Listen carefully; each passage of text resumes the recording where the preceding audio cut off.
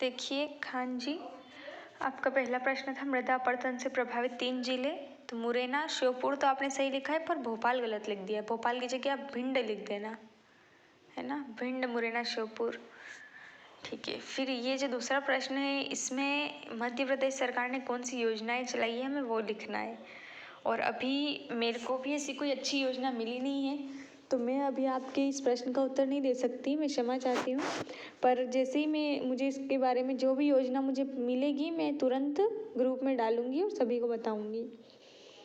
ठीक है। बाकी ये नदियाँ सही है, ये भी सही है। 3 मध्य प्रदेश में 5 कृषि प्रदेश है। आप 5 कृषि प्रदेशों को यूट्यूब पे सर्च करके और अच्छे से एक बार पढ़ लें।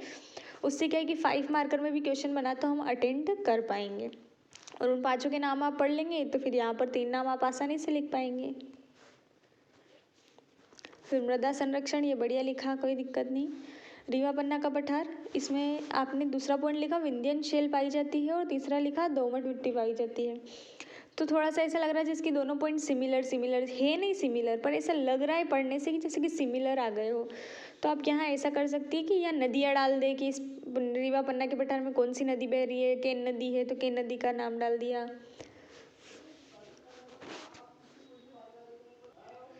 अब ये वाला अच्छा लिखा आपने, भारत में स्थित है, मध्य भारत में सर्वोच्च चोटी धूपगढ़ और एक ब्लॉक पर्वत है, तो बढ़िया लिखा, इसमें कोई प्रॉब्लम नहीं है। विंध्य कगार, ठीक है, ये भी ठीक है। इसमें और मॉडल आंसर डालेंगे तो आप अच्छे से देखना इसे। निमाड़ प्रदेश पश्चिम की ओर स्थित है, पौराणिक काल में अनूप जनपद कहा जाता था। ठीक है, ये तो बढ़िया लिखा आंसर, बहुत बढ़िया। मालवा का पठार, देखिए अब आपने ये लिखा है, कैसा लग रहा है, एकदम पैराग्राफ भर दिया हो, इसे रीड करने का भी मन नहीं कर रहा है।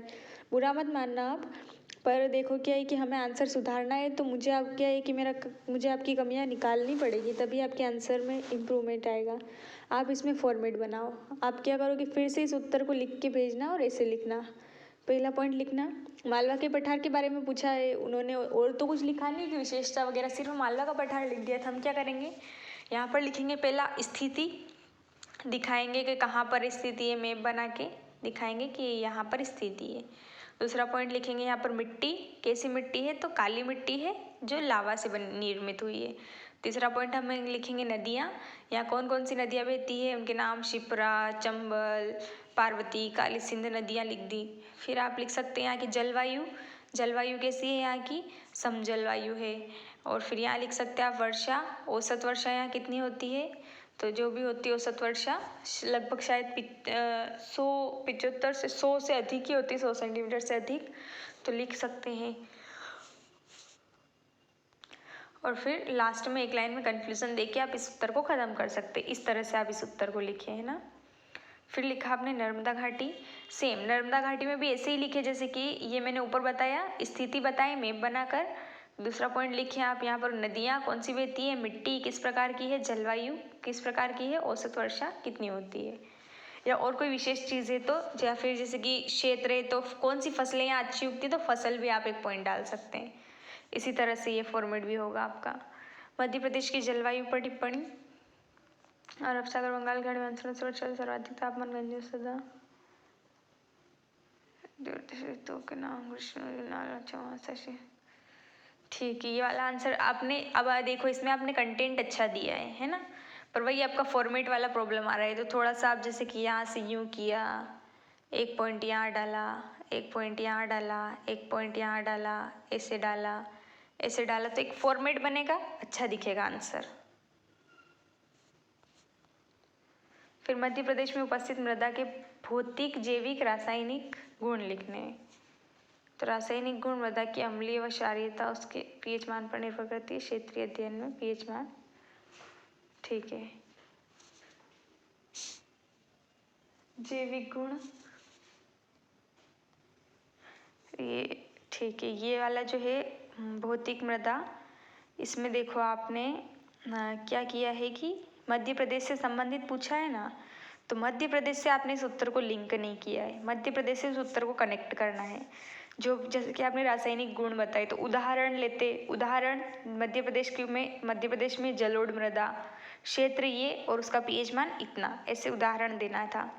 बुंदेलखंड का पठार है तो यहाँ पर भी क्या है कि आपको सेम वही फॉर्मेट डालना है जो मैंने ऊपर बताया कि स्थिति कहाँ पर है, नदियाँ कौन कौन सी है यहाँ पर, फिर मिट्टी कैसी है, जलवायु कैसी है, पर्यटन स्थल कौन सा है, वही पॉइंट डालना है। जलवायु प्रदेश जो है पूरे बढ़िया बताए हैं, चारों जलवायु प्रदेश बताती हैं, कोई प्रॉब्लम नहीं। फिर ये प्रमुख भू आकारी की प्रदेश है तो ये देखो यहाँ पर भू आकारी के प्रदेश में यहाँ पर लिखा तो आपने बढ़िया है, मैप की कमी है यहाँ पर, तो मैप बना के दिखाए कि ये मैप है, यहाँ पर ये मालवा है, ये यहाँ पर नर्मदा घाटी है, फिर बनाए ये ऐसा, ये मैप बनाया और ये दिखाया हमने, ये हमारा मध्य भारत क्षेत्र ऐसे। सेम ये रीवा पन्ना में भी करना है। कंटेंट तो आपने अच्छा लिख दिया सब में, कोई दिक्कत नहीं है, पर मैप बना के दिखाना है कि ये मैप है और ये हमारा बुंदेलखंड क्षेत्र है इतना, इस तरह से। या फिर आप हर एक में एक अलग मैप नहीं बना सकते ना, तो आपको क्या करना है कि एक बीच की जगह लेनी है, वहाँ पर एक मैप बनाना है पूरे आंसर में। मतलब जैसे कि मैं बार बार बना रही हूँ ना, इससे इतने नहीं बना सकते आप, तो एक ही मैप लेना है और उसी में दिखा देना है कि यहाँ पर नर्मदा सोन घाटी है, यहाँ पर मालवा का पठार है, यहाँ पर बुंदेलखंड का पठार है, यहाँ सतपुड़ा पर्वत श्रेणी है और ये रीवा पन्ना का पठार है ना, ऐसे दिखा देना है। देखो मैप नहीं बनाओगे ना तो हमारा उत्तर बहुत खाली खाली लगेगा और बहुत सुना सुना पेज लगेगा, तो मैप आपको बनाना है। ठीक है, हो गए सारे आंसर।